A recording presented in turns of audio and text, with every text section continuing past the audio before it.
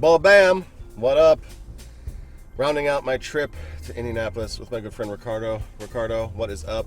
Hey, wow, what a show! That was a blast. And this is few. I didn't go heavy in merch. I went stealth mode, cool mode. I hope I pulled it off, but this hat is for you. Hey, that's great. I'll wear it on the bike trail every day. Yeah, it'll maybe protect you a little bit. But while we still have some time hanging out, I wanted to get some of your musings on it. It's fun to see how other people's perspective is on a mutually shared event. So, general thoughts. What were your general thoughts? Oh, I thought it was a fantastic event. He gave a talk, and it was very interesting what he's been up to. He's been working with some watch companies, and he discussed his travels and so on.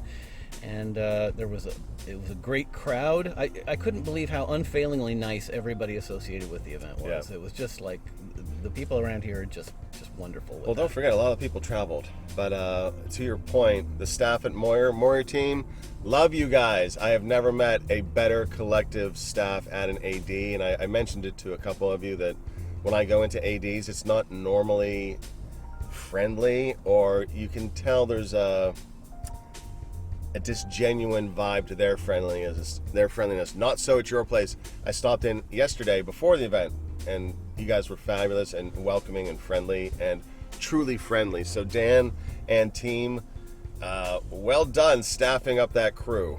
And to your point, there's the people. Yeah, ditto everything he just said, by the way. The people who come to watch meetups, they usually fall into one of two camps. Like, they're there to show you their watch. I met quite a few of those folks. I'm in the other camp. Where, like, here's the thing. If you ask to see someone's watch and they don't reciprocate, that tells you they're there to show their watch. And I met a couple folks, but I don't care if they want to see my watch. I'm there to see their watches.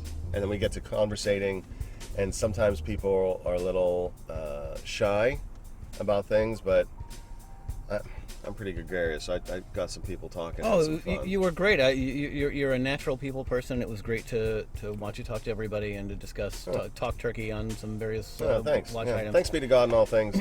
I really enjoy talking, and I can talk to strangers pretty easy, I guess. But ultimately, great. I think, belle of the ball, what was your favorite watch you saw on wrist? Oh, goodness. It wasn't on the wrist. It was in a case. But we'll come to the case. Okay. We're coming to the contest watches in a minute. But on wrist, what was the name of the TV watch? That one. That is the Omega Speedmaster Mark V, I believe. It's one of the marks. It's either Mark 4.5 or Mark V. But I'll pop up a picture right here. And it's the Omega Speedmaster with Lamania 5100, the Omega version of that. Which I forget the caliber. I think it's the 1045, and it's shaped like a TV. They call it the TV Speedy, or some derivative thereof. And it's just like a chronograph, like any other. It was really excellent. Yes, and then there was another one that was a Rolex with the blue bezel. Remember that Smurf, one? and that was my pick. The Smurf. This dude Mike, I remember his name. We talked with him. He had a Smurf on. He let me try collector.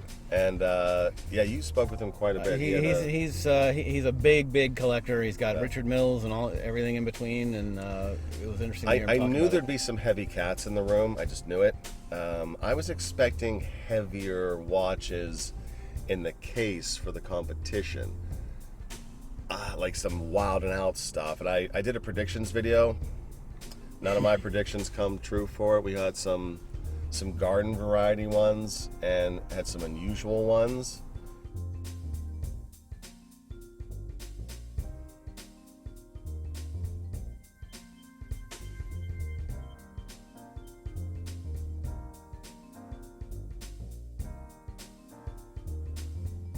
Of all the picks in the, because he and I were, I loaded in the Seiko Flightmaster Automatic. He loaded in the GMT Root Beer Two-Tone, both in the pilots category. So me and my bro were not warring, but in competition, and neither of us won. Yeah, that was awesome. I was absolutely shocked. I thought my Flightmaster Auto was a shoo-in. That's borderline hubris. But I figured it'd be the sentimental favorite because it's an automatic flighty.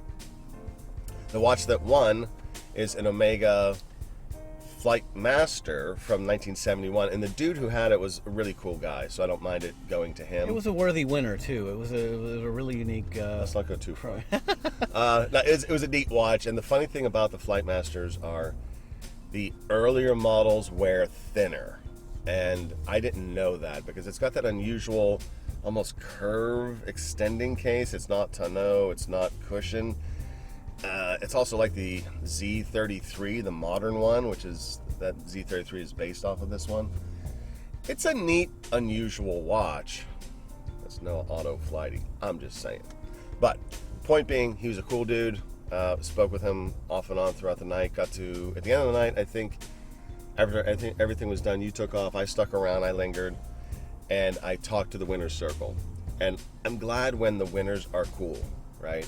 All three dudes. Two of the three I'd been talking to throughout the course of the night, just chatting. The other fellow, the guy who had the Zodiac, I only got to speak to him at the end.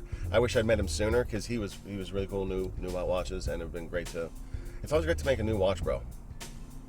Yes, and some of the other categories included there was a Snoopy, I believe.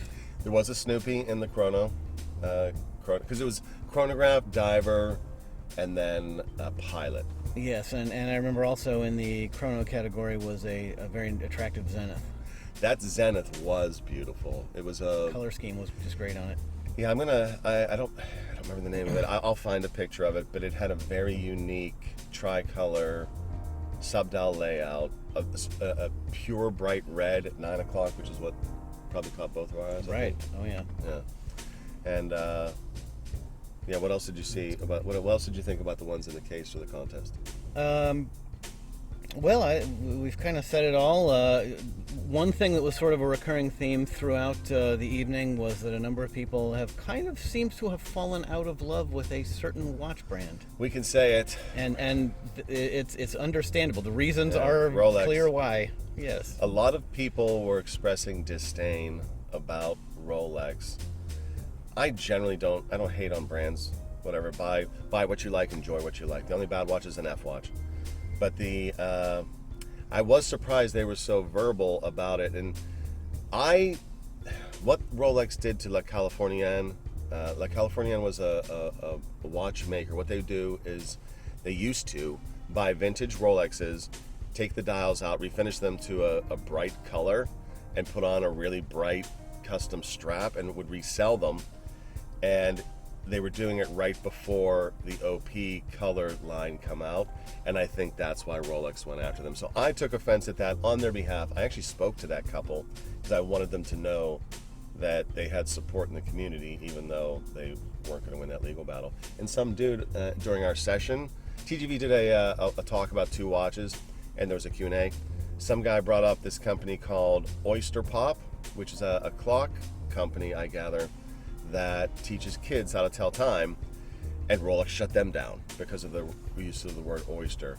I'm going to look that up to get a little better understanding of what happened, because sorry Rolex, you do not own the word oyster. It's kind of out there. It's not like a wall clock is going to be confused with a watch that goes on your wrist. So. Yeah, and it's not brand dilution. Come on, man. The tone of a lot of this falling out of love stuff wasn't necessarily negative, though. It was just, there's a whole world of other watches that we love and that are great for various reasons, too. I talked with the dude afterwards. It's negative for him. But yeah, the point is there are other watches out there you can actually buy and get.